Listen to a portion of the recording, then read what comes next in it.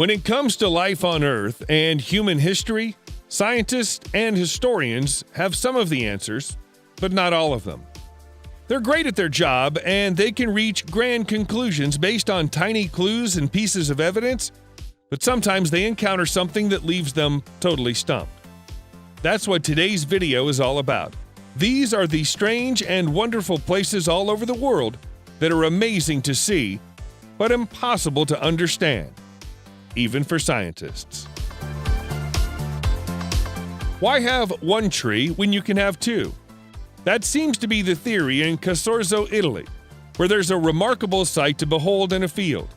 It's two trees in one, and they're completely different species of tree. The bottom one is a mulberry tree, but it has a cherry tree growing on top of it. It's a sort of hybrid duplex of the kind that very rarely occurs in nature. While smaller trees do occasionally grow on top of larger ones, it's very unusual to see two fully grown trees cohabiting and thriving like this. Usually, one of the tree's good health will come at the expense of the other, and it's usually the tree on top that suffers. As the beautiful white flowers on the cherry tree demonstrate, that isn't the case here. Unsurprisingly, the strange tree has become a tourist attraction for the area, although it's had to be fenced off for its own protection so that people don't get too close. Climbing it is illegal. Mystery surrounds the origins of the Hidenter in Austria. It's believed to have been built during the reign of the Roman Emperor Constantius II, who ruled between the years of 351 and 361, but that's little more than a best guess. The ancient Romans sometimes built structures like this to mark the site of significant military victories. That would make a degree of sense, because the ancient city of Carnuntum once existed in this spot and played host to around 50,000 people surrounded by a walled fortress. The settlement is long gone, but the one remaining arch of this building remains. For several centuries, it was misunderstood as the gateway to the old city. As so little of its true history is known, plenty of myths and legends have grown up around the Hidenter. It's become a popular gathering spot for pagans who refer to it as Heaven's Gate for reasons unknown. If it really was a Roman tetrapylon, it would probably have a statue of either an emperor or a god in the middle of it, but there's no sign of it today. There's a clue in the name of Envatinit Island in Kenya that tells you a lot about how the Kenyans feel about it. The name of the strange-looking island, which is on Lake Turkana, translates as "no return." That ties in with the myths and legends that surround the place, which suggest that nobody who enters it will ever return. In 1935, English explorer Vivian Fush decided to test that theory by visiting it with colleagues Bill Dayson and Martin Shelfels on a research mission. But when they failed to return, it only served to reinforce the legends. While some conspiracy theorists claim that the island contains an alien base full of extraterrestrial beings who will abduct anybody who gets too close, the Kenyan belief is that those who descend into the enormous crater at the island's center will be struck by lightning and obliterated. Photographs taken by planes that have flown over the crater show what appear to be the remains of ancient huts at its center, but nobody's been brave enough to go and inspect it with their own eyes for a very long time. Perhaps that's for the best. There are many ancient and wonderful temples in Syria, most of which have their own fascinating story to tell, but the fascination with the Temple of Ain Dara is especially strong. That's mostly because of the huge human foot imprints that appear at the entrance to the temple. They've been there for at least as long as the temple has, which is at least 3,300 years.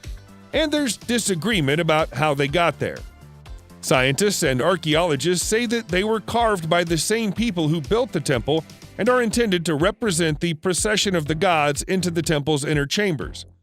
But many local legends say that the temple itself was visited by a great god with clawed feet who left the imprints himself.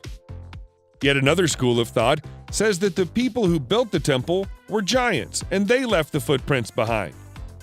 There are many tales of giant humans living in this part of the world during ancient times, and the footprints are the first thing that the people who believe these stories point to as evidence. Sadly, the temple was badly damaged after being hit by a Turkish air raid in 2018, but the footprints survived. Most people who visit Egypt also visit the Great Pyramid of Giza, which is a spectacular sight to see.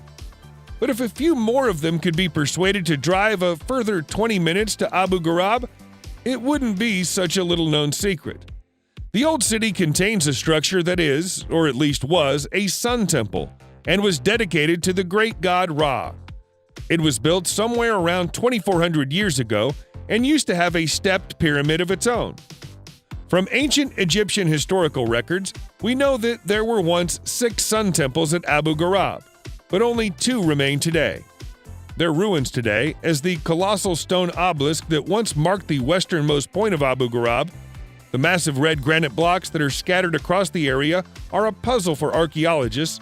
They appear to have been precision engineered with polished surfaces and holes so smooth that they must surely have been made using advanced drilling technology. As if that weren't mysterious enough, there are also several square alabaster dishes that contain markings akin to the gears of an engine. Did the people who lived here have access to advanced technology? If so, what happened to it? And to them? Once upon a time, Barsakhalmas was an island in the Aral Sea. These days, the water level is a little lower than it was in ancient times, and it's now a plateau in Kizilorda, Kazakhstan. Much like Avitinet Island in Kenya, this is said to be a place that people visit and never return from.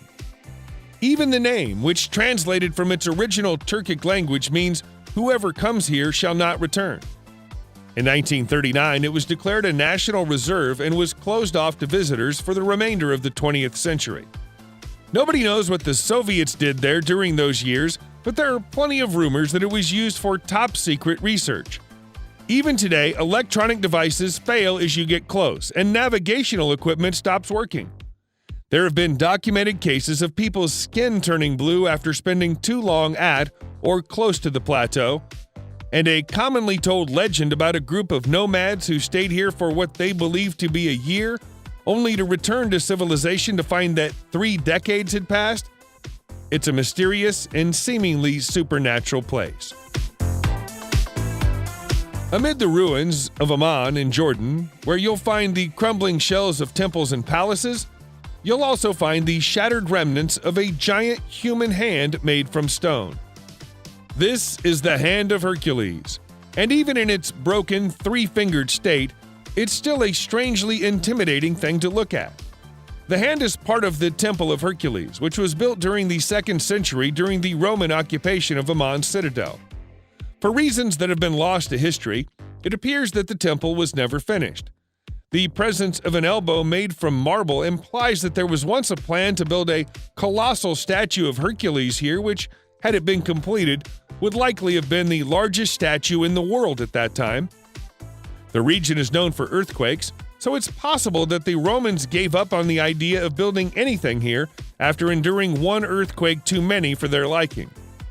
As tour guides like to point out to the curious visitors, the nails and cuticles on the hand look like they're well-trimmed and conditioned, leading to jokes about Hercules enjoying regular manicures. While we at least know that the Romans were responsible for building the abandoned Temple of Hercules, we have no idea whatsoever who built the Pyramid of Sisilco in Mexico City, Mexico. There's some evidence that an enormous volcanic eruption destroyed the civilization that once existed here, but aside from that, they left very little behind for us to remember them by, other than their pyramid. By examining the land around the pyramid, archaeologists have been able to conclude that it was farmed for a period that started around 3,200 years ago and ended during the 1st century when the Citle volcano erupted. That was a tragic twist of irony for the Mesoamerican population, who are thought to have worshipped a god of fire. While some historians believe that the entire population perished in that disaster, there are some who believe that the survivors fled to other parts of Mexico and took elements of their culture with them. Eventually playing a role in the rise of Teotihuacan, while there are no humans living here anymore, there's a thriving population of rattlesnakes and tarantulas. making it a somewhat hazardous place to visit. The mystery of the lost city of the Kalahari is an existential one, by which we mean that there's controversy about the question of whether it really exists at all. The story begins in 1885, when the Canadian magician and explorer William Leonard Hunt, also known as the Great Farini, claimed to have found an empty city of ancient ruins while crossing the Kalahari Desert on foot. In his report to the Royal Geographic Society, he spoke of seeing half-buried ruins, shattered temples, burial grounds, and semi-collapsed walls.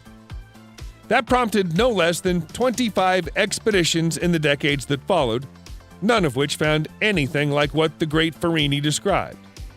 By 1964, a new idea had arisen.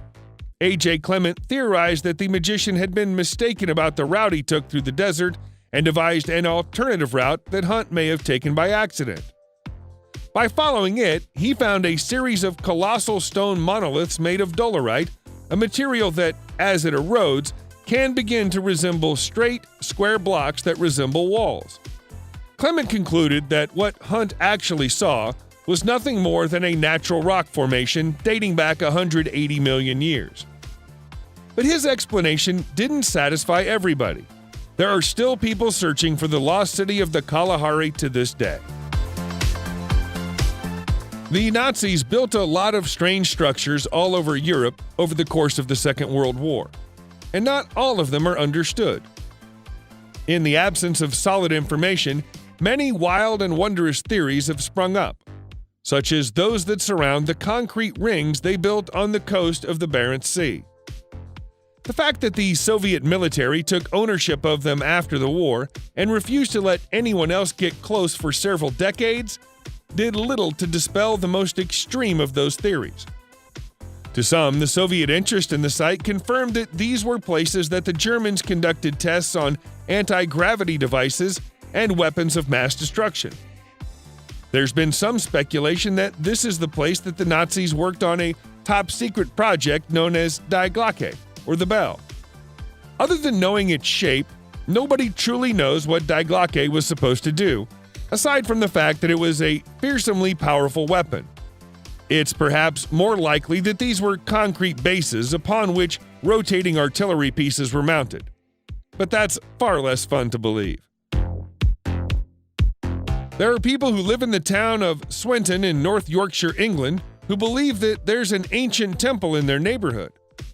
Looking at Swinton Druid's Temple, it's not hard to understand why. It certainly has the appearance of something ancient, and the words Druid Temple ought to give a clue to its function. In reality, however, it was built a mere 2 centuries ago by an extremely eccentric landowner, William Danby, who lived in Swinton during the 1820s, was a wealthy and generous man who was concerned about rising unemployment in his hometown. To help solve the problem, he paid dozens of locals to build the temple for him as an effigy to Stonehenge. Once that was done, he offered a huge financial reward to anyone capable of living as a hermit in the middle of it for 7 years. Someone managed to stay for 4.5 years, but nobody managed all 7, and William's reward was never claimed. Even though it's not really an ancient temple, it's still visited by New Age pagans and Druids every summer solstice. Gungy in Groton, Connecticut, USA, is the type of place that gives archaeologists and historians a headache. The settlement has been used and reused by a variety of settlers for at least 1,400 years, all of whom left their own mark on the landscape. There are stone chambers, stone rings, etching on the walls that don't correspond to any known language, and Native American artifacts. There are so many traces of human occupation in Gungy, it's impossible to say where one era of its use ended and the other began, or even who was the first there. One popular theory is that it was built in the 6th century by Celtic Christian monks who'd run away from Ireland to escape Viking raids, but that would rewrite the accepted history of pre-Columbian America and also disregards several pieces of evidence that suggest the site is far older. Occasional spikes in electromagnetic activity have been detected at Gungy, which scientists put down to the composition of magnetite, granite, and quartz rocks. But conspiracy theorists buy into the idea that it's either an alien base or an energy vortex. One lithic stone tool found buried here is at least 3,500 years old, which blows a hole in the Celtic monk theory. We don't know whether it was built in stages or all at once, and frustratingly, we probably never will. Subscribe to the channel and turn on notifications, and you will be the first to know when a new video comes out. Thank you for watching, and see you in the next video.